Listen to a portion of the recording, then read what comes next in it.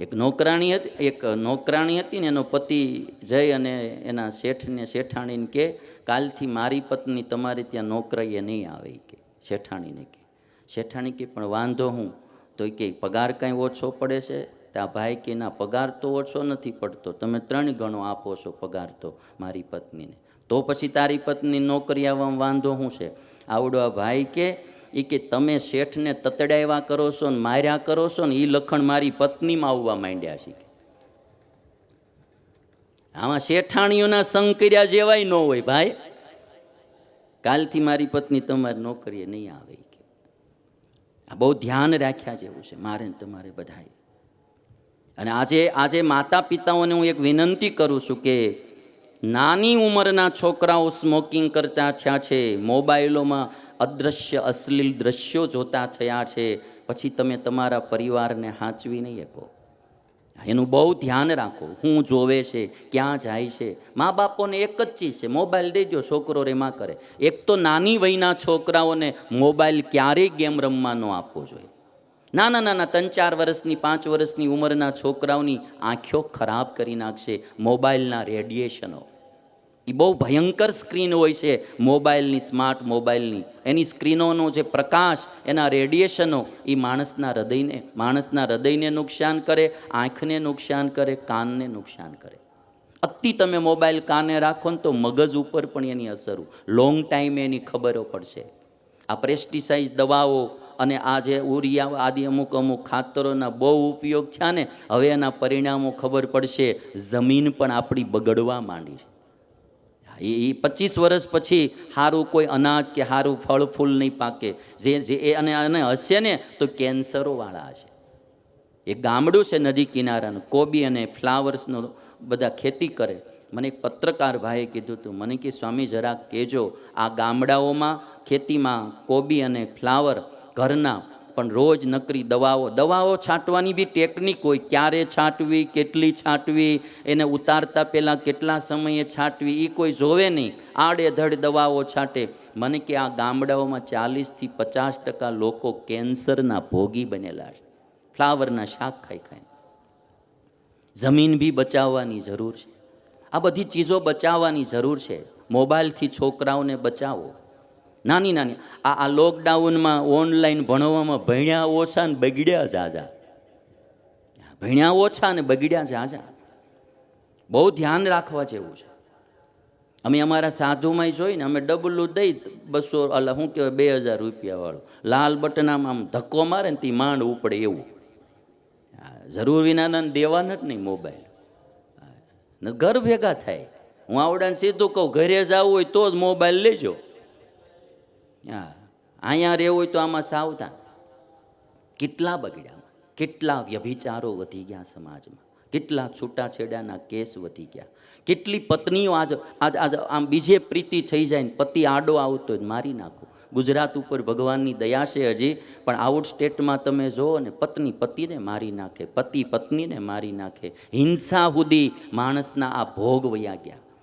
એટલે મોબાઈલ બી એક બહુ મોટો કુસંગ છે. તમે ભાગવતની કથા સાંભળી હશે. અજામિલ પવિત્ર બ્રાહ્મણ હતો. અજામિલ પવિત્ર બ્રાહ્મણ હતો. પિતાજી યજ્ઞ કરતા હતા. અજામિલ સમિધ લેવા માટે જંગલમાં ગયેલો અને સમિધ લઈને આવતો હતો.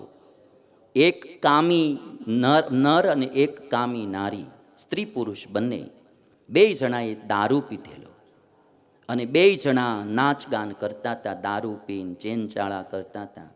અને આ અશ્લીલ દ્રશ્ય અજામિલે જોયું. એક જ દ્રશ્ય, તમે ભાગવતના 6 સ્કંદની આ કથા વાંચો. એક દ્રશ્ય, અશ્લીલ દ્રશ્ય અજામિલે જોયું અને એની મતિ બગડી.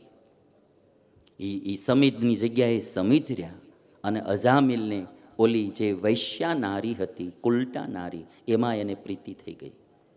અને પોતાના બાપાની જેટલી સંપત્તિ હતી અજામિલે ઓલી નારીને રાજી કરવામાં ખતમ કરી નાખી. પોતાની પત્ની સદગુણી હતી, પોતાની પત્ની સંસ્કારી હતી, એનો ત્યાગ કરી અજામિલ કુલટા નારી સાથે રહેવા લાગ્યો. એનાથી એને 10 દીકરાઓ થયા. નાનો નારાયણ, અંતકાળ આવ્યો, જમના દૂત તેડવા આવ્યા. વિષ્ણુના દૂતે વળી નારાયણ નામ બોલવાથી છોડાયો અને એટલી ઘટના ઘટી ત્યારે આની અજામિલની આંખ ઉગડી કે હું કેવો પાપી માણસ છું. મેં મારું નામ તો લજ્યું, મારા કુળનું નામ લજ્યું, મારું પવિત્ર બ્રાહ્મણપણું મેં લજ્યું, મારી સંસ્કારી ડાય અને એકદમ પતિવ્રતા નારીનો ત્યાગ કરી હું ઉલટા નારીમાં ફસાણો.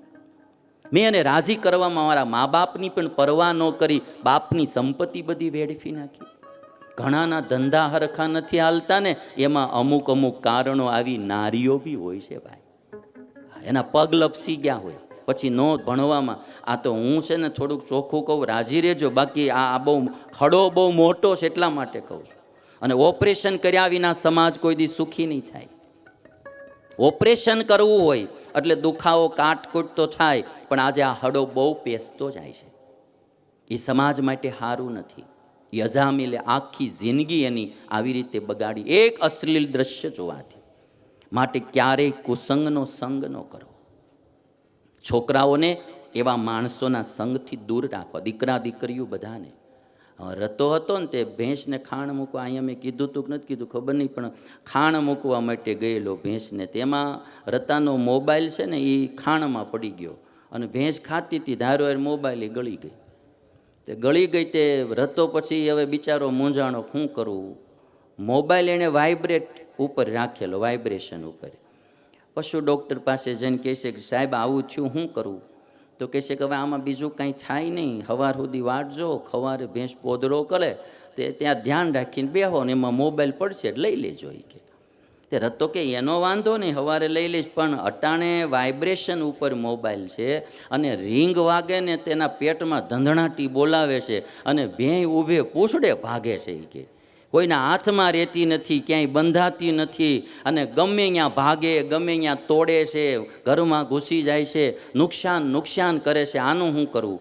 ડૉક્ટર સાહેબ કે હવે તો એનો ઉપાય એક જ છે કે એને કવરેજ એરિયા બહાર રાખો. એ કે ભેંસને જો ભાઈ આપણા દીકરાઓને અને ઘરને ધંધણાટી ન બોલાવવું હોય તો દીકરા દીકરીઓને કુસંગી માણસોના કવરેજ એરિયા બારા રાખવા.